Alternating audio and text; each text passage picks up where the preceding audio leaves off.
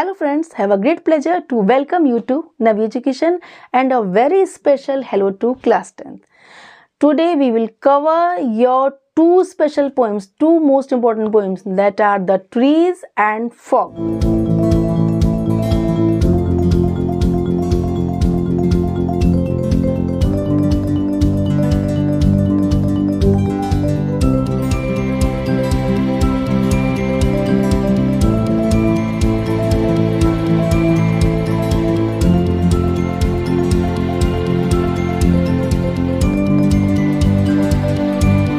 Firstly, I explain your poem The Trees by Adrienne Rich. In this poem, the poet has described the conflict between man and nature, because man has always used the natural objects for his own benefit. Okay, अपने फ़ायदे के लिए man ने हमेशा nature का use किया है। अपने फ़ायदे के लिए उसने प्लांट्स को क्या अपने घर में कैद किया है। मतलब इस पोएम में उन्होंने यही शो किया है कि जो प्लांट्स जो ट्रीज जो अपने घरों में लगा लेते हैं अपने डेकोरेशन के लिए या नेचुरल इफेक्ट देने के लिए, वो अपने नेचुरल हैबिटेट को छोड़कर हमारे घर में अंदर उनको हम कैद कर लेते हैं। ठीक है, तो ये कह रहे हैं this is not right, this is not fair. वो कह रहे हैं वो ये इमेजिन कर रही हैं कि ये सारे प्लांट्स बचकर निकलकर हमारे घरों की कैदों से निकलकर अपने नेचुरल हैबिटेट में पहुंच जाएं। ये उनकी इमेजिनेशन है, ये उनकी कल्पना है। वो चाह रही हैं कि उनको अपना नेचुरल होम मिल जाए, ओके, ताकि वो वहाँ फ्रीली ग्रो कर सकें। और जो जंगल अभी तक खाली थे वो क्या होंगे, वो फिर से अपने प्लांट्स से भर जाएंगे। उनको प्लांट्स को अपना घर मिल जाएगा, उनको नेचुरल फ्रीडम मिल जाएगी।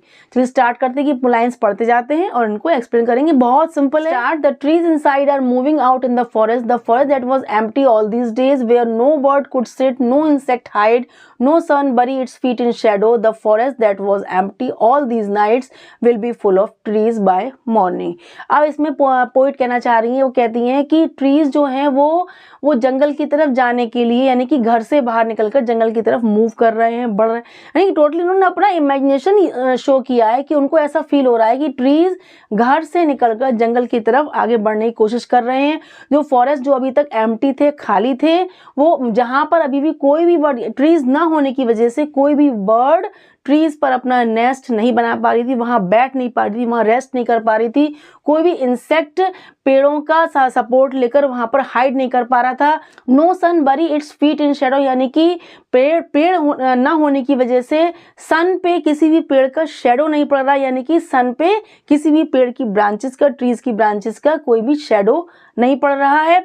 The forest that was empty, जो जंगल अभी तक खाली हो गए थे इन नाइट्स में, वो शायद कल मॉर्निंग तक, सुबह तक सारे ट्रीज क्या होंगे, फुल हो जाएंगे, यानी कि ट्रीज से वो जंगल भर जाएंगे, यानी कि फॉरेस्ट में वो ट्रीज अपने नेचुरल हैबिटेट में पहुंच जाएंगे, अपने नेचुरल होम में पहुंच जाएंगे और उनको अपना घर मिल जाएगा।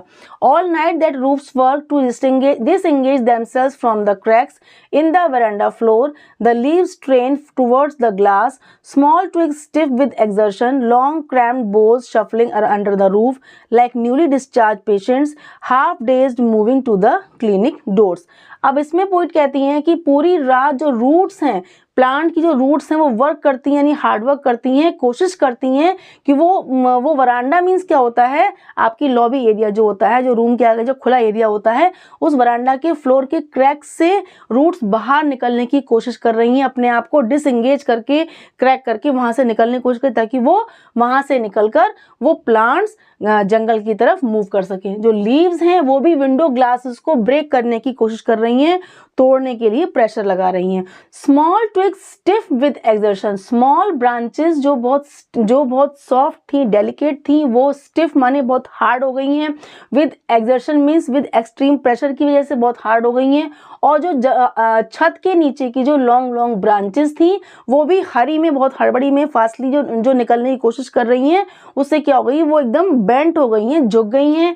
Like newly discharge patients half dazed moving to the clinic doors, जैसे कि उन्होंने उन ब्रांचेस को कंपेयर किया है न्यूली डिस्चार्ज पेशेंट, जैसे कि पेशेंट जब हॉस्पिटल से लॉन्ग टाइम बाद बाहर निकलता है तो बाहर क्लिनिक डोर्स से बाहर निकलने पर जो बाहर का जो एनवायरनमेंट होता है, लाइट होती है, जो बाहर एटमॉस्फेयर होता है, उसको वो एकदम बर्दाश्त नहीं कर पाता, यानी कि एकदम वो शॉक हो जाता है, चौंक जाता है, अमेज्ड हो जाता है।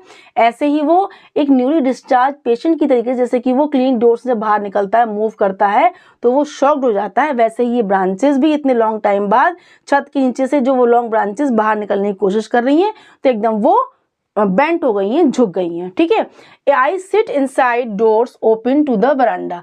अब वो कह रहे हैं कि वो पोइट कहती है मैं अंदर बैठी हुई हूँ और मेरे जो घर के डोर्स हैं वो कहाँ खुलते हैं, कहाँ ओपन होते हैं, वरांडा यानी कि लॉबी की तरफ, और वो वहाँ पर बैठी हुई राइटिंग लॉन्ग लेटर्स, वहाँ वो लॉन्ग लेटर्स लिख रही हैं, राइटिंग कर रही हैं, जिसमें इन विच आई स्केर्सली, वो कहती हैं जिसमें कि मैं बड़ा हार्डली मेंशन कर रही हूँ, डिस्क्राइब कर रही हूँ। क्या डिस्क्राइब कर रही हूँ?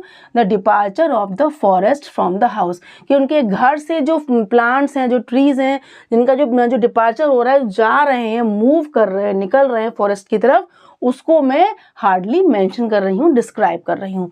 The night is fresh, the whole moon shines in a sky still open. वो कह रहे हैं कि होल मून नाइट है, चारों तरफ मून की रोशनी है, बहुत ज़्यादा ओपन स्काई में पूरा होल मून शाइन कर रहा है ब्राइटली, जिससे नाइट बहुत ही फ्रेश फील हो रही है। ठीक है, okay, the smell of leaves and lichen still reaches like a voice into the room। अब leaves and lichen, leaves माने पत्तियां, lichen means होता है crusty patches on the tree's trunk, यानी ट्री के ट्रंक पे, तने पर जो crusty patches होते हैं उन्हें कहते हैं lichens। वो कह रहे हैं leaves और lichens की कुछ स्मेल जो है, जो महक आ रही है उनको, वो उनको वॉइस लग रही है, जैसे कि कोई वॉइस उनके कमरे में आ रही हो, पेड़ कुछ कहना चाह रहे हो, उनको ऐसा फील हो रहा है। My head is full of whispers which tomorrow will be silent, listen the glass is breaking, the trees are stumbling forward into the night, winds rush to meet them, the moon is broken like a mirror, its pieces flash now in the crown to the tallest oak। अब last में poet कहना चाहती हैं कि वो leaves और lichen की जो स्मेल है, वो उनको एकदम वॉइस लग रही है, कि उनकी वॉइस बहुत ही डिम वॉइस जो है, उनकी विस्परिंग साउंड के कानों में पड़ रही है, बहुत ज़्यादा उनको सुनाई दे रही है। विच टुमारो, लेकिन जो आज सुनाई दे रही है वो कल क्या हो जाएगी? वो साइलेंट, क्योंकि सारे प्लांट्स ट्रीज अपने अपने नेचुरल फॉरेस्ट में चले जाएंगे, जिससे क्या होगा? चारों तरफ साइलेंस यानी शांति हो जाएगी कल। लिसन, सुनो, क्या होगा? कल वो सब शांति हो जाएगी। फिर पोइट कहती हैं the glass is breaking, glass की ब्रेक होने की, टूटने की भी आवाज़ आ रही है, क्योंकि लीव्स जो है वो ग्लास को तोड़कर बाहर निकलने की कोशिश कर रही है, तो ग्लास की ब्रेकिंग की भी साउंड उनको आ रही है। अब कहते the trees are stumbling forward into the night. अब कहते ट्रीज भी बहुत ही हड़बड़ी में आगे बढ़ने की, नाइट में आगे मूव करने की कोशिश कर रहे हैं। Winds rush to meet them. अब ट्रीज की जो ब्रांचेस हैं वो जब बहुत ज़्यादा हड़बड़ी में आगे बढ़ने की कोशिश करें, तो क्या हो रहा है? उनकी सारी ब्रांचेस आपस में स्टक हो गई हैं, फंस गई हैं आपस में, और विंड्स भी, हवाएं भी, ऐसा लग रहा है जैसे कि उनको अपने जंगल से उनको मिलाने के लिए बहुत ही तेज उनकी तरफ चल रही है, यानी हवाएं भी उनके फेवर में, विंड्स भी उनके फेवर में है, हवाएं भी बहुत तेज चल रही हैं, जैसे कि वो चाह रही हो कि ये प्लांट भी जल्दी से जल्दी अपने फॉरेस्ट में पहुंच जाएं। The moon is broken like a mirror, its pieces flash now in the crown of the tallest oak. अब पोइट कह रही हैं कि जब वो प्लांट्स और ट्रीज फॉरेस्ट में पहुंच गए, अपने घर में पहुंच गए, जंगल में पहुंच गए, तो वो आराम से स्टैंड कर रहे हैं, आराम से ट्रीज अपनी हाइट से अपने खड़े हुए हैं, स्टैंड कर रहे हैं। तो जो ट्रीज की लॉन्ग लॉन्ग ब्रांचेस हैं उनसे मून पर शेडो पड़ रही है, जिससे मून लाइट क्या हो रही है? ब्रेक हो रही है, यानी कि मून कई पीसेस में चमक रहा है, यानी ऐसा लग रहा है जैसे कि मून की लाइट ब्रेक हो गई हो। तो वो उनको फील हो रही है जैसे कि मिरर के पीसेस हों, टूटे हुए शीशे के पीसेस हो, मिरर के पीसेस हो, और उसका फ्लैश किस पे पड़ रहा है? टॉल, जो ओक ट्रीज होते हैं बहुत टॉल होते हैं, तो उसका जो टॉप पार्ट जो होता है उसके ऊपर ब्रोकन मून लाइट का जो फ्लैश पड़ रहा है, वो लग रहा है जैसे कि वो कोई एक क्राउन हो, मुकुट बना दिया हो, ऐसा फील हो रहा है पोइट को। इस तरीके से आप देखिए पूरी पोइम में पोइट एड्रिने रिच ने टोटली इमेजिनेशन शो किया है, लेकिन इमेजिनेशन के साथ साथ वो कितना अच्छा कॉन्सेप्ट क्लियर कर रही हैं। वो कह रही हैं कि नेचर को सेव करना बहुत ज़रूरी है। हम मैन जो है अपने पर्सनल बेनिफिट के लिए नेचर को क्या करता है? हर्ट करता है, नेचर को डैमेज करता है, प्लांट्स को अपने घर में लगाता है। ठीक है, तो वो कह रहे हैं कि सब प्लांट्स को जंगल में पहुंच जाना चाहिए, सब ट्रीज को जंगल में अपने नेचुरल घर में पहुंच जाना चाहिए। और साथ में वो एक कॉन्सेप्ट और क्लियर करना चाह रही हैं, उन्होंने ट्रीज को एज अ सिंबल यूज़ किया है वुमेन के लिए। Trees are use as a symbol of women, यानी कि जैसे कि ट्रीज को हम लोग कैद कर लेते हैं, ऐसी वुमेन की भी क्या होता है, वुमेन की भी हमारी सोसाइटी में क्या है, एक लिमिटेशंस हैं, रेस्ट्रिक्शंस हैं। लेकिन वो कह रहे हैं दोनों को नेचुरल फ्रीडम मिलनी चाहिए, चाहे ट्रीज हो चाहे वुमेन हो, इनको क्या मिलनी चाहिए, नेचुरल फ्रीडम मिलनी चाहिए। अब हम देखते हैं इसकी आपकी राइम स्कीम। देखिए इस पोइट्री में पोइट ने कोई भी राइम स्कीम का यूज नहीं किया है, फ्री वर्ड्स है, यानी कि किसी भी लाइन का लास्ट वर्ड नेक्स्ट लाइन के लास्ट वर्ड से आपका राइम नहीं कर रहा है, राइमिंग साउंड नहीं दे रहा है, इसलिए no rhyme scheme, only free words का यूज हुआ है। अब हम देखते हैं पोइटिक डिवाइसेस। फर्स्ट हमारा है सिमली। सिमली में क्या होता है बच्चों, सिमली में लाइक और एज वर्ड्स का यूज करके कंपैरिजन शो होता है, ठीक है। अब इसमें देखिए आपका still reaches like a voice, like का यूज करके कंपैरिजन शो किया है, broken like a mirror. Next देखिए लाइक न्यूली डिस्चार्ज पेशेंट्स, आपका लाइक वर्ड का यूज करके इस पोइम में कंपैरिजन को शो किया है, देन हमारा सिमली हुआ। नेक्स्ट आपका इमेजरी। इमेजरी मीन्स होता है इमेजिनेशन, कल्पना। फुल पोइट्री में आपकी इमेजिनेशन है, ठीक है, फुल पोइट्री में आपकी इमेजिनेशन है। लेकिन लास्ट में देखिए its pieces flash now in the crown of the tallest oak, उन्होंने टॉलेस्ट ओक ट्री के टॉप पार्ट पर जो ब्रोकन मूनलाइट पड़ रही है वो एज अ क्राउन पोइट को फील हो रही है, ठीक है। यहाँ भी इन्होंने बड़ी अच्छी इमेजरी का यूज किया। अब ऐसे ही पूरी पोइट्री में आपके ट्रीज मूव कर रहे हैं, रूट्स वर्क कर रही हैं, सारी आपकी क्या है, सारी आपकी इमेजिनेशन ही तो है, ऐसा रियल में तो होता नहीं है। नेक्स्ट क्या है, पर्सोनिफिकेशन। अब उन्होंने फुल पोइट्री में नेचुरल ऑब्जेक्ट्स को as a human being work करते हुए दिखाया है कि ट्रीज मूव कर रहे हैं, रूट्स वर्क कर रही हैं, ठीक है। उसके बाद देखिए स्मॉल ट्विग्स हैं, वो भी बहुत ज़्यादा एग्जर्शन में बहुत ज़्यादा वर्क कर रही हैं। लॉन्ग ब्रांचेस भी हैं, लॉन्ग ब्रांचेस हैं, आपके लीव्स हैं, ब्रांचेस हैं। टोटली फुल पोएम में आपके क्या बताया गया है, देखिए the glass is breaking, the trees are stumbling, winds rush, सभी जितने भी नेचुरल ऑब्जेक्ट्स हैं सभी को उन्होंने as a human being function करते हुए दिखाया है। देन आपका क्या है, पर्सोनिफिकेशन। नेक्स्ट आपका आया सिंबलिज्म। सिंबलिज्म होता है प्रतीक होना। अब आपके ट्रीज किसका सिंबल है, वुमेन का। उन्होंने ट्रीज का जो फ्रीडम बताया है वो एज अ सिंबल यूज किया है वुमेन के लिए। वो जैसा कि वो ट्रीज के लिए चाह रहे हैं वैसे वो वुमेन के लिए चाह रहे हैं। वो कह रहे हैं वुमेन भी जिनकी जितने भी उसके उनके बाउंडेशंस हैं, रेस्ट्रिक्शंस हैं, उनसे निकल कर उनको नेचुरल उनको फ्रीडम देनी चाहिए, ठीक है, ताकि वो अपने लाइफ में ग्रो कर सकें। यानी उन्होंने ट्रीज को as a symbol of women use किया है। नेक्स्ट आपका है एम्फेसिस। मीन्स होता है किसी चीज पे बहुत ज्यादा प्रेशराइज करना, जोर देना, फोकस करना। देखिए no bird could sit, no insect hide, no sun bury, यानी एक ही बात को जोर देने के लिए उन्होंने नो नो नो वर्ड का यूज करके ये लगातार 3 लाइन्स में उन्होंने नो नो का यूज करके अपनी बात को क्या कहा है, प्रेशराइज किया है, यानी एम्फेसाइज किया है। तो यहाँ पर हमारा क्या है, एम्फेसिस है। और साथ में देखिए नो नो वर्ड स्टार्टिंग में रिपीट हुआ है लगातार आपकी लाइनों में, तो आपका यहाँ पर एनाफोरा भी हो सकता है, क्योंकि एनाफोरा में क्या होता है, जब लगातार आपकी लाइंस में एक ही वर्ड स्टार्टिंग में रिपीट हो तो एनाफोरा होता है।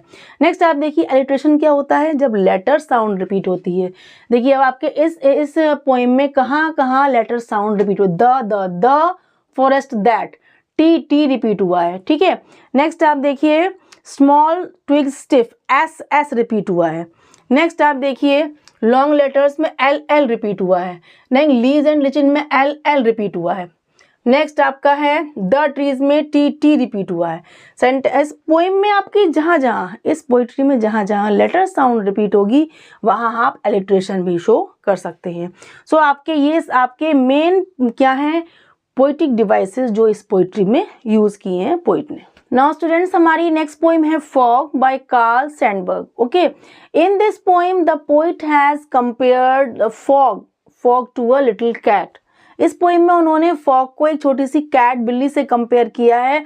वो कहते हैं the fog comes on little cat feet, it sits looking over harbour and city and silent haunches and then moves on. इस पोएम में पोएट कहना चाह रहे हैं कि फॉग कम्स माने, फॉग माने कोहरा, धुंध। एकदम से आप देखते हैं, एकदम से आपको बिना बताए आप उसको ध्यान भी नहीं दे पाते हैं, देख भी नहीं पाते हैं, नोटिस भी नहीं कर पाते हैं कब फॉग एंटर कर जाता है हमारे एरिया में। ठीक है, तो वो कह रहे थे फॉग कम्स, फॉग ऐसे आता है, ऐसे एंटर करता है जैसे कि एक छोटी बिल्ली। जैसे एक छोटी बिल्ली जो है अपने पैरों से, छोटे छोटे पैरों, स्मॉल फीट से, पैरों से कब हमारे घर में चुपचाप सीक्रेटली एंटर कर जाती है, हमको भनक भी नहीं लगती है, ऐसे ही फॉग भी बिल्कुल साइलेंटली हमारे एरिया में एकदम से स्प्रेड हो जाता है, चारों तरफ छा जाता है। It sits looking over half. अब वो कह रही जैसे कि बिल्ली एंटर करने के बाद आपके घर में अगर एंटर करती है, कहीं भी एंटर करती है, तो वहां चुपचाप वो अपने हॉन्चेस मीन्स पैरों को फोल्ड करके वो साइलेंटली बैठ जाती है और अपने नियर बाय एरिया को, प्लेसेस को वो देखती रहती है। ठीक है, ऐसे ही फॉग भी जब एंटर करता है तो वो बैठना मीन्स कि वो फॉग स्प्रेड हो जाता है, फैल जाता है, और वो जहाँ फॉग स्प्रेड होता है वहाँ वो हार्बर को, सिटी को, शहर को वो फॉग देखता रहता है, जैसे कि एक बिल्ली चुपचाप एंटर करके चारों तरफ देखती है। और उसके बाद अचानक वो कैट जैसे मूव ऑन कर जाती है, डिसअपियर हो जाती है, एकदम से आपको पता भी नहीं चलेगा कब बिल्ली आई और चली गई। ऐसे ही फॉग भी एकदम से गायब हो जाता है, धुंध भी एकदम से गायब हो जाती है, खत्म हो जाती है, डिसअपियर हो जाती है, वैनिश हो जाती है। इन 6 लाइन्स में पोइट ने केवल फॉग को एज अ कैट ही उन्होंने शो किया है कि फॉग का एंटर करना, फॉग की एंट्री बड़ी ही मिस्टीरियस है, पता भी नहीं चलता कब आया कब चला गया, कब उस फॉग चारों तरफ धुंध छा गई और कब एकदम से क्लियर एकदम स्काई हो गया। ऐसे ही जैसे कि कैट एंटर करती है, कैट का भी आना जाना हमको पता नहीं चलता, हम उसे नोटिस ही नहीं कर पाते, हम उसे फील ही नहीं कर पाते हैं कब चुपचाप से कैट आके बैठ के वॉच करके चली गई। ऐसे ही फॉग भी आया, छाया पूरे में, आपके शहर में, आपके एरिया में, हार्बर में, जहाँ भी फैला है, उसके बाद वहाँ से वो एकदम से डिसअपियर हो जाता है, वैनिश हो जाता है। केवल इतनी ही इसका एक्सप्लेनेशन है, यही इसकी समरी है। Okay, now we discuss the poetic devices use in this poem. First हमारा है मेटाफर, सेकेंड है पर्सोनिफिकेशन, थर्ड है हमारा राइम स्कीम। मेटाफर आपका होता है कंपैरिजन शो करना विदाउट यूजिंग एज और like words, but in simile we use as और like, but in metaphor we don't use like और एज, यानी बिना लाइक और एज का यूज करें हम कंपैरिजन को शो कर रहे हैं। अब इस पूरी पोएम में आपने देखा होगा फॉग को कंपेयर किया है लिटिल कैट से, उसको फॉग को कैट ही मान लिया एक तरीके से, उन्होंने लाइक और एज वर्ड का यूज नहीं किया है, तो यहाँ पर क्या है, मेटाफर हो गया। नेक्स्ट आपका हुआ पर्सोनिफिकेशन। अब फॉग को पर्सोनिफाइड किया है एज अ कैट। कैट क्या है, एनिमल है ना, ठीक है, लिविंग बीइंग है, तो फॉग को उन्होंने एज अ कैट पर्सोनिफाइड करा है। ठीक है, नेक्स्ट आपका आई राइम स्कीम। अब इस पोएम में क्या है, कोई भी राइम स्कीम आपको दिख रही है, देखिए, comes, feet, looking, city, haunches, on, कोई भी आपका राइमिंग वर्ड नहीं है। देन ये फ्री वर्ड्स में है, इसमें कोई भी राइमिंग स्कीम का यूज पोएट ने नहीं किया है, ये आपकी फ्री वर्ड्स में लिखी गई है। Now students, today your 2 poems, the trees and fog, are fully explained and I hope you all have understood its summary, its poetic devices, its explanation and full concept of these 2 poems. If I have cleared your all doubts, all queries about these 2 poems, then share it to your all friends, your classmates, so that they can also prepare these 2 poems for their final examination. So please keep watching. Don't be stressed. Just do your best.